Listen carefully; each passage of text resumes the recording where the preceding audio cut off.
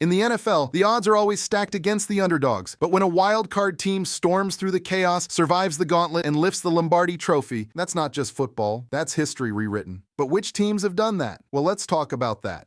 The 1980 Oakland Raiders, the first to break the barrier. Let's start with the first team that made the impossible possible, the 1980 Oakland Raiders. Before them, no wildcard team had ever won the Super Bowl. The Raiders finished the regular season with an 11-5 record, second in the AFC West behind the San Diego Chargers. As a result, they entered the playoffs via the wildcard route. That meant no home field advantage, no easy path, just relentless road games against some of the league's most formidable teams. And that was where the Raiders thrived. Their playoff journey started with the Houston Oilers. They handled them with a 27-7 victory, setting the tone for what was to come. Then came the Cleveland Browns in what would go down as the iconic Red Right 88 game, where the Raiders sealed a dramatic win with a last-minute interception. The AFC Championship saw them face the Chargers, and the Raiders again emerged victorious, earning their ticket to Super Bowl 15. In the Super Bowl, they faced the Philadelphia Eagles, the NFC's best that season. Everyone expected Philly to overpower them, but the Raiders, led by head coach Tom Flores and quarterback Jim Plunkett, executed their plan perfectly. When the dust settled, the Raiders won 27-10, becoming the first wild-card team to lift the Lombardi Trophy. But that dream wouldn't become reality again for another 17 years, until the Denver Broncos rewrote their chapter in 1997. The 1997 Denver Broncos, John Elway's redemption. Fast forward to 1997, and we meet a familiar face, John Elway. By that time, Elway was already a legendary quarterback, but with a painful asterisk. He'd been to 3 Super Bowls and lost them all. People began to question if he was cursed when it came to the big game, but the 1997 Denver Broncos were about to change that narrative, and they did it from the wild card spot. Denver finished the regular season 12-4. That's typically good enough to win a division, but in the stacked AFC West, they had to settle for second place behind the Kansas City Chiefs. So, they entered the playoffs as a wild card. It was the perfect storm, an experienced quarterback desperate for a ring, punishing running game led by Terrell Davis, and a coach, Mike Shanahan, who had meticulously built this team to win when it mattered. Their playoff run was brutal. First, they took down the Jacksonville Jaguars, avenging their shocking playoff loss from the year before. Then they faced the Chiefs in a hostile Arrowhead Stadium and won a tight 14-10 battle. Next up were the Pittsburgh Steelers in the AFC Championship, where Elway orchestrated a clutch performance to book their ticket to Super Bowl 22. In the Super Bowl, the Broncos faced the defending champion Green Bay Packers, led by Brett Favre. Nobody gave Denver a real chance. The NFC had dominated the Super Bowl for over a decade, but Terrell Davis had other plans. Despite dealing with a migraine during the game, he rushed for 157 yards and 3 touchdowns. Elway, meanwhile, delivered the iconic helicopter run, a moment that symbolized his sheer will to win. The Broncos won 31-24, ending the NFC's dominance and finally giving Elway the Super Bowl ring that had eluded him for so long. It wasn't just a victory, it was redemption, legacy,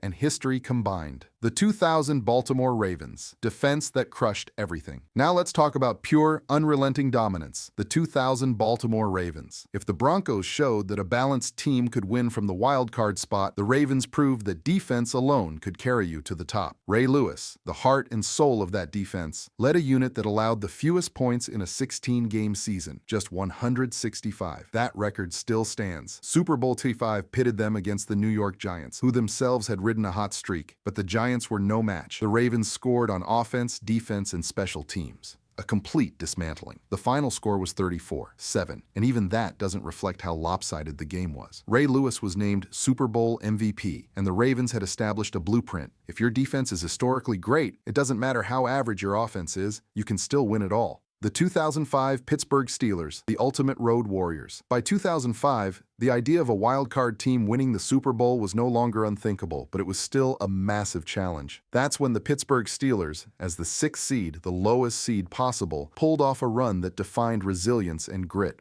The Steelers finished the regular season at 11-5, but were behind both the Bengals and Colts in the AFC pecking order. That meant every single playoff game had to be played on the road. No home crowd, no familiar comforts, just a team determined to outfight everyone. First, they faced the Cincinnati Bengals. Early in the game, Carson Palmer, the Bengals' star quarterback, suffered a devastating knee injury, and the Steelers capitalized to win decisively. Then came the Indianapolis Colts, led by Peyton Manning, who many believed was destined for a Super Bowl that year. In a game filled with drama, including a bizarre overturned interception and a missed field goal by Mike Vanderjagt, the Steelers hung on for a nail-biting 21-18 win. Super Bowl XL awaited, where the Steelers faced the Seattle Seahawks. It wasn't the prettiest Super Bowl. Controversial officiating and sloppy play made it a grind, but Pittsburgh did enough. Willie Parker's 75-yard touchdown run and Antoine Randall L's trick play touchdown pass to Hines Ward sealed the game. The Steelers won 21-10, and Ward was named MVP. Pittsburgh became the first number 6 seed to win the Super Bowl, setting a precedent that no matter how you get into the playoffs, as long as you're in, you have a shot. But before we talk about that, please hit the subscribe button. Thank you. The 2007 New York Giants, the greatest Super Bowl upset. If there's any wildcard team that didn't just win the Super Bowl but rewrote the very fabric of NFL history, it's the 2007 New York Giants. This wasn't just another underdog story. This was the blueprint for what an underdog could become when it peaks at the right time. Let me set the stage. The Giants finished the regular season 10-6, which barely got them a wildcard spot. They were a good team, but certainly not considered elite. Their quarterback, Eli Manning, was still seen as inconsistent. Their head coach, Tom Coughlin, was on the hot seat all season. And yet, when the playoffs began, something clicked, especially on defense. The Giants went on the road for every playoff game. First, they took on the Tampa Bay Buccaneers, beating them with controlled offense and a suffocating defense. Next, it was a clash with the top-seeded Dallas Cowboys, who had already beaten the Giants twice that season. This time, though, the Giants flipped the script, intercepting Tony Romo late in the game to seal a dramatic 21-17 win. Then came the NFC Championship against the Green Bay Packers in Lambeau Field. The weather was brutal. Negative temperatures, frozen breath in the air, classic playoff football. The game went into overtime, and Brett Favre, who had haunted so many playoff opponents, threw a critical interception to Corey Webster. That set up Lawrence Tynes to kick the game-winning field goal, sending the Giants to Super Bowl II. And then came the Patriots, the undefeated 18-0 juggernaut aiming for a perfect season. Virtually everyone wrote the Giants off. No one was stopping the Patriots' offense, led by Tom Brady, Randy Moss, and Wes Welker. But the Giants' pass rush, led by Michael Strahan, Osi Umenyiora, and Justin Tuck, dominated the trenches, hitting Brady over and over. Of course, the defining moment was Eli Manning escaping a sure sack and launching that desperate pass that David Tyree caught against his helmet, the helmet catch. That single play symbolized the fight of the entire Giants team. Just a few plays later, Manning found Plaxico Burress in the end zone for the go-ahead touchdown. The Giants won 17-14, ending the Patriots' perfect season and creating the greatest Super Bowl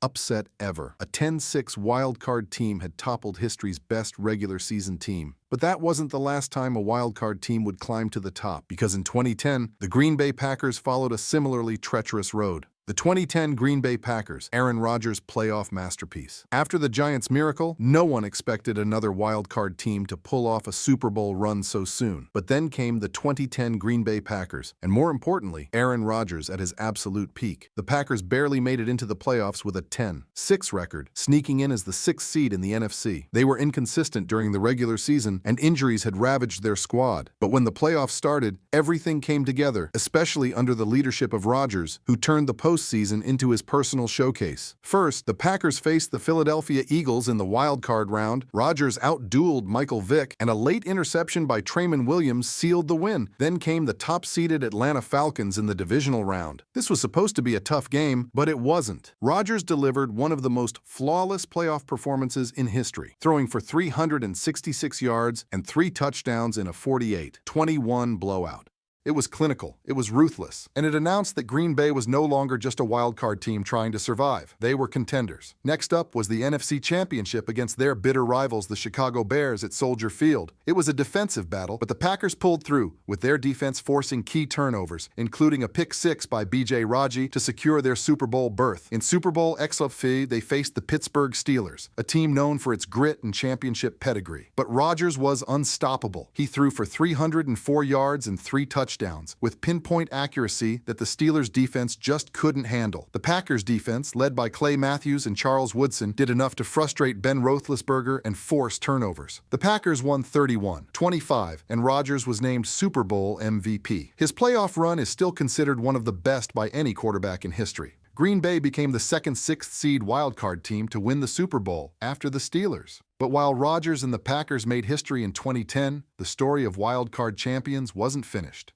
Because in 2020, Tom Brady, in his first year with a new team, was about to do it again, and in a way that the NFL had never seen before. The 2020 Tampa Bay Buccaneers, Brady's unmatched legacy. If you thought Tom Brady was done after leaving the Patriots, the 2020 season was the answer. He not only proved he could win without Bill Belichick, but he did it with a new team, in a new conference, and from the wild card spot. This was more than just another championship. This was a legacy-defining run. The Buccaneers finished the regular season 11-5, which wasn't enough to win their division. The NFC South still belonged to the New Orleans Saints. That placed Tampa Bay as a wild card team, setting up a brutal playoff path entirely on the road. For any 43-year-old quarterback, that would be daunting, but this was Brady. The NFC Championship took them to Lambeau Field to face the Packers. In freezing temperatures, Brady threw 3 touchdown passes in the first half, and despite some interceptions in the second half, the Bucs held on for a 31-26 win. Brady had just taken the Bucs to the Super Bowl in his first year, and they were about to play the Super Bowl on their home turf, a first in NFL history. Super Bowl LV was supposed to be the passing of the torch. Patrick Mahomes versus Tom Brady. But Brady wasn't ready to pass anything. The Buccaneers' defense crushed Mahomes all night, and Brady stayed efficient and deadly, throwing 3 touchdowns, 2 to Rob Gronkowski, and winning his 7th Super Bowl. Tampa Bay won 31-9, a dominant performance that capped off a relentless playoff run.